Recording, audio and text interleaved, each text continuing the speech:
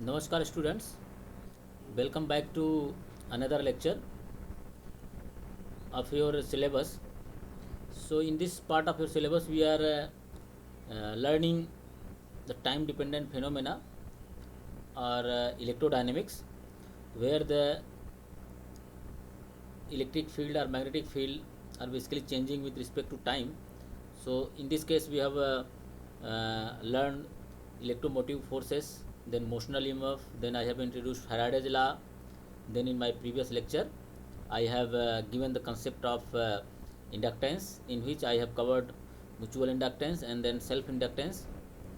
So in today's lecture, now we are ready to learn energy in magnetic fields. Means as we have learned in case of electrostatic, if you remember, so there energy stored in a electrostatic field. So there we know if you have a capacitor, so we know that energy stored in a capacitor, that is basically half CV square, where C is the capacitance of the capacitor and V is the applied voltage. So similarly, let us say now in previous lecture we have learned that if you have a circular loop, so if current is flowing in the loop and if the current is changing with respect to time, then obviously there will be net flux which that through the circular loop that will change, and because of the change in flux that will induce an EMF within the circular loop. So because of this reason, if you see we can have a wire, okay, and wire can be wrapped in a circular shape in so many things. If you see, this is one circular coil and this is another circular coil, this is another circular loop, another circular loop, another circular loop. So this kind of arrangement of a circuit means if you have so many circular loop, and then this kind of arrangement of a circuit is known as the inductor. Okay, why it is called an inductor? Because it induces an electromotive forces because of the when current will flow in the circuit. So let us say we have a battery, means a chemical energy, means if we this circuit is open, then obviously there will be no current. When we close the circuit, let us say switch on the, then a current will flow. When this current will start flowing, so initially when this circuit was open, so there was no current, so there was basically zero current. Okay, so at that time there was zero current across the inductor. Now when we close the circuit, so current will start from 0 to, let us say, maximum current can flow across the inductor, that is I.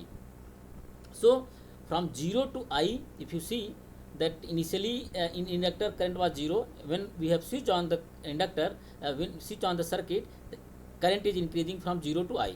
So when current is increasing from 0 to I, we have learned in a previous lecture that from Lenz law, so that each and every closed circuit that has a property because of the Lenz law, that it will try to oppose the increase of current.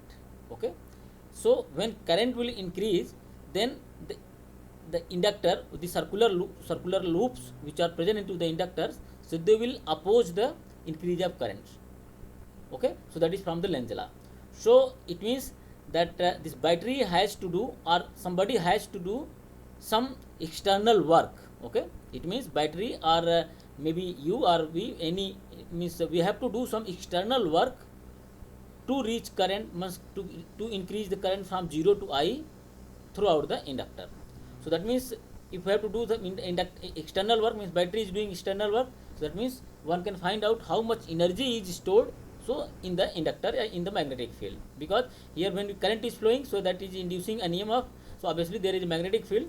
So because when current is passing through the a coil, we know that magnetic field is produced, so that means we can calculate how much energy is stored or how much energy is present within the inductor when a current is flowing from 0 to I within an inductor because of the external source that what we have applied, that is the power supply, that is voltage. Okay, so we know because here another things I want to give a concept that I forget to give in my last lecture.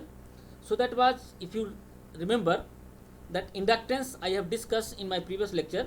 So inductance is quite similar to the capacitance. Here inductance, I have taken an example of inductor. So inductance is quite similar to the capacitance as we have learned in electrostatic part. And these are basically the inductance or capacitance. So these are intrinsically positive quantity. So this is the intrinsic property of a inductor or capacitor, because inductance and capacitance both are intrinsically positive quantity. But if you remember, if you see that Lenz law basically enforce to put a negative sign in the formula. So that negative signs basically dictates that negative signs indicate that the EMF is in such a direction as to oppose any change in the current. So that is why that negative sign has come into the EMF. Okay. So this negative sign means that is basically means this is giving that it will oppose the increase of current. So that is why this EMF sometimes also called as a bias EMF. Okay. So this EMF, this is the reason why this EMF is sometimes also called as a bias EMF. Okay. So don't forget this concept bias EMF because of this negative signs. Okay. So if we try to calculate the energy in a magnetic field, let us say for the present circuit. So in order to do that, first we have to calculate the EMF which is induced in the closed loops of the inductors when the current is flowing. Okay. If we are able to calculate the EMF, because EMF is obviously equal to the potential difference which is applied across the circuit. So if we multiply with the charge, we know that work done is equal to Q into V, because this battery has to do some work to reach the current from 0 to I. Okay. So if we multiply that this EMF, that is equivalent to the potential difference, if we multiply by with Q, let us say dq charge we have to displace from, then that will be the work done, and that work done will be obviously equal to the energy stored in the magnetic field. So let us do that. So EMF we know that E is equal to, that is minus d phi upon dt, and we know here when current is when circuit is closed, if current will start, we know that flux within the loop, that is proportional to I, which is current is flowing. So phi is equal to Li, or if you differentiate, where L is the self inductance of the inductor. Okay. Self inductance of the loop, where so many loops are present. Okay.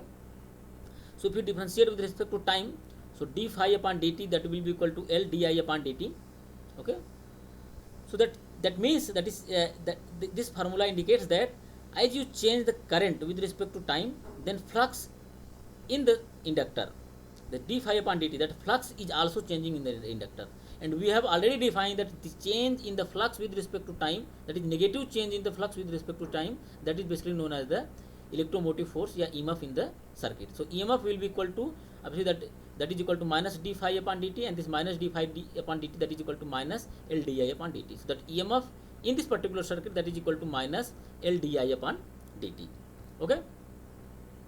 Now when basically current is flowing, when we have closed the circuit, it means current start flowing.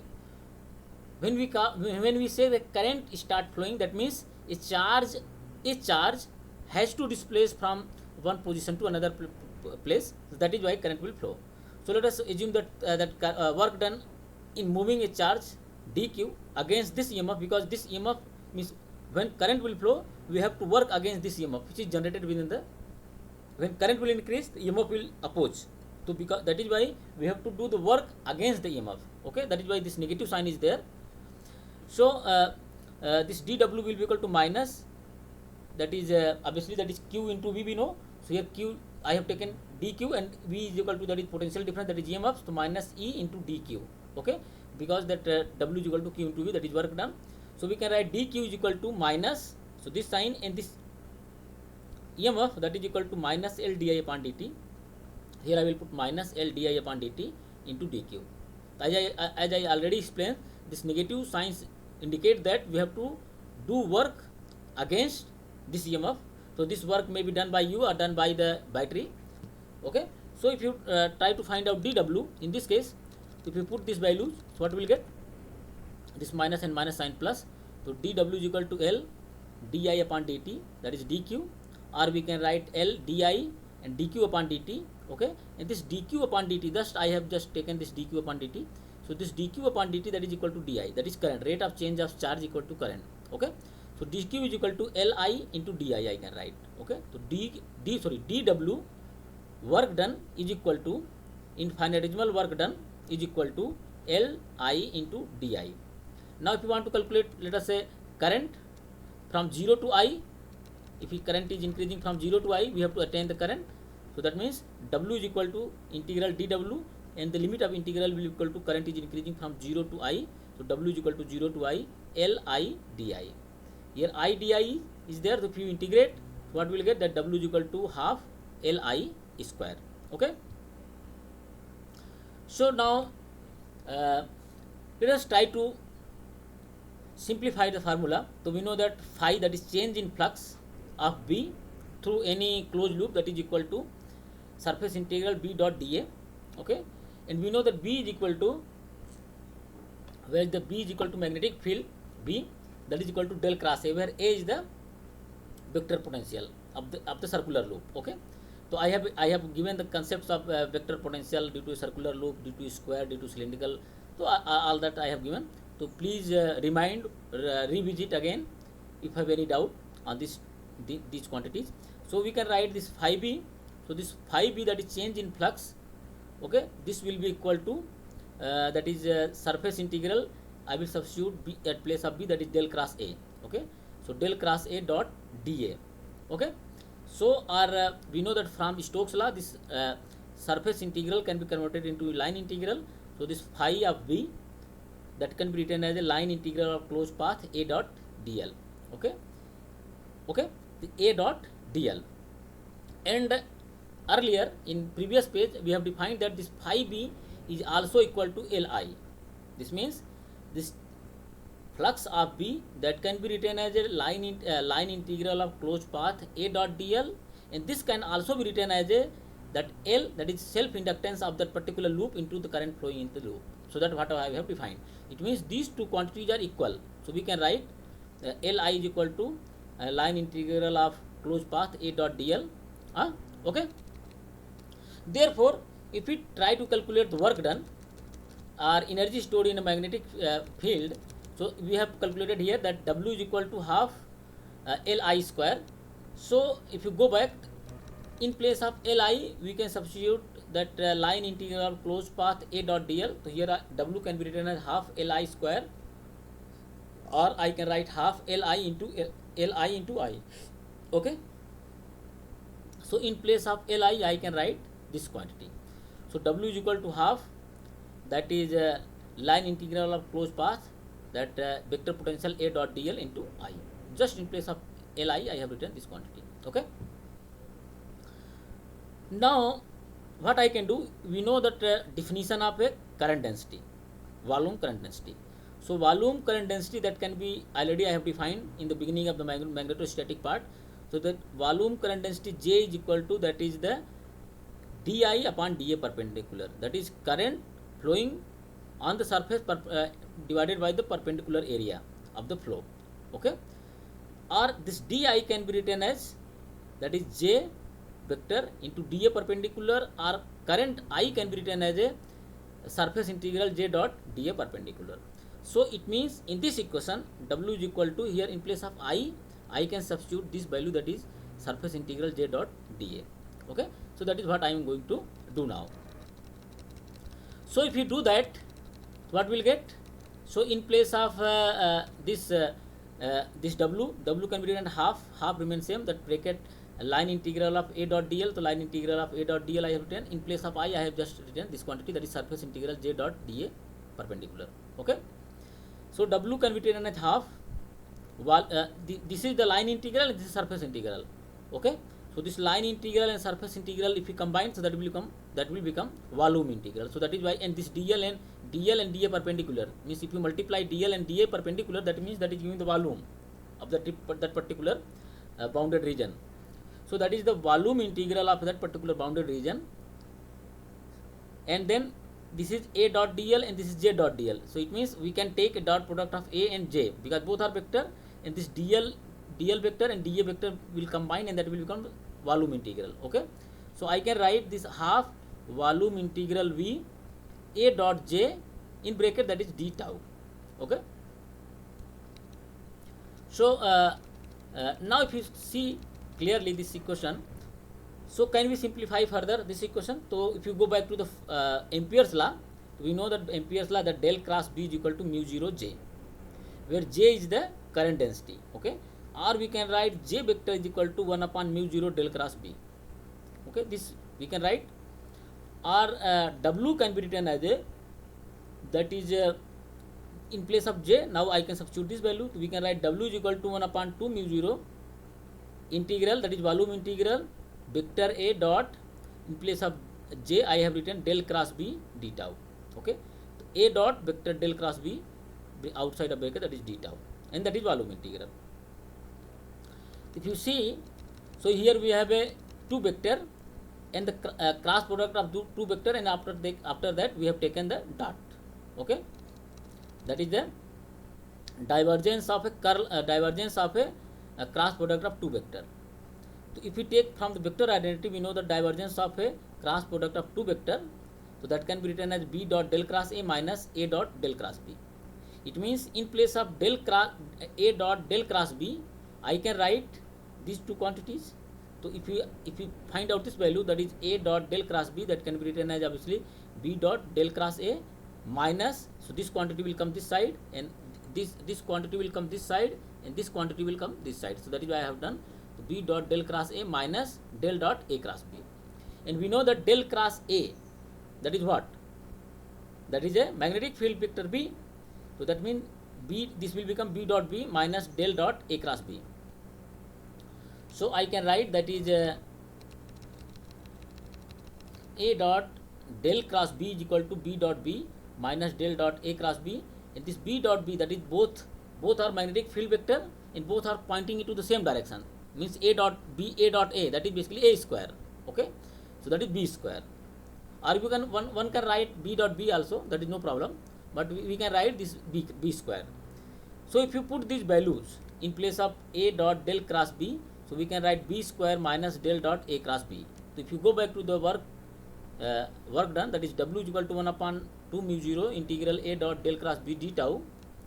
So that will be equal to, so we can substitute the value. So we can write W is equal to 1 upon 2 mu 0 in bracket, that is volume integral B square d tau minus again that is volume integral. So that is this quantity, that is del dot A cross B d tau, and this is what? That is divergence of A cross B, means divergence of A cross B is also vector. So from Gauss divergence theorem, we can change this volume integral into a surface integral. Okay, so if you are changing this volume integral into a surface integral, that will provide that will give to us that will give an opportunity to us that we can simplify the expression of work done. Okay, so if you do that, so this can be written as from divergence theorem, that is from volume integral to surface integral A cross B dot dA. Okay, so if you put these values, the W is equal to 1 upon 2 mu 0 in bracket, that is volume integral B square d tau minus surface integral A cross B dot dA. So this is the work done. Okay, so this equation is we can say, so this is work done. So this is very important equation. So this is work done what I have obtained. Okay, so this is very important equation, and if you analyze this equation, so this work done is basically composed of two parts, that is one part and this is second part. First part is the volume integral of that particular space, and second part is the surface integral of that particular space. Means we have a region which is bounded, which is closed region. So here this expression is telling that in order to calculate the work done in a magnetic field, that will be equal to the volume integral of that particular bounded region minus the surface work done due to the surface work done on the surface integral due to that particular region. Okay, if you do that instead of doing this integrals, and if you compare these two quantities, if you see here this volume integral, that is B square d tau, that is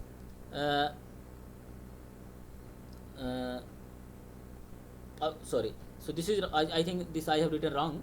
So this should be actually 1 minute, sorry. So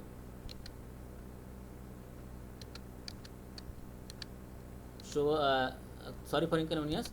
So this should be not actually this should be actually greater than So here if you see, so now I can edit it. So this this volume integral, that is b square actually. So this is b square, that is b square, and there should be no again I'm sorry. So there will be no this vector. So there should be no vector quantity. So this should be b square. So now if we do, so that is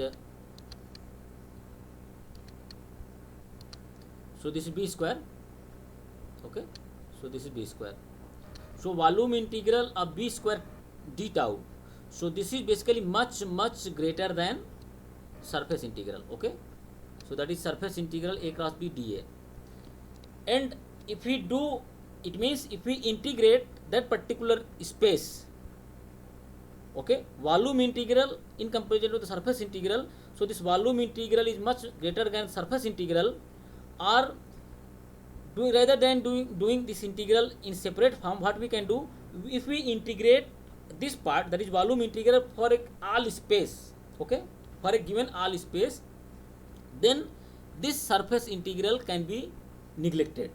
Or even if this volume integral is greater than the surface integral part, so we can say that the surface integral is basically 10 to 0 when we are taking the integral for a all space. So when we do this integral for all space, so we can write, so that w is equal to 1 upon 2 mu 0, that is integral, in place of volume integral what I have did, I have just did, that is the integrated is for all space. So integral all space, that is b square d tau, that is why this quantity tends to 0. So this is basically the energy stored in a magnetic field. If you remember energy stored in an electrostatic field, so that was also, we have also quite similar expression, but here it was 1 upon 2 and epsilon 0 by 2, and that is integral all space, that is e square d tau was there. Okay, so that is quite analogy with the electrostatic. And we know that there is a relation between the magnetic field and magnetic field vector b and h vector. So we know that b vector is equal to mu 0 h vector. So this work done can be written in terms of h vector also. This h vector can be written as b vector upon mu 0. Okay, so this w will be equal to 1 upon 2 mu 0. So this b square, as I have dictated here, this b square can be, because both are in the same direction, so this b square can be written as a b dot b.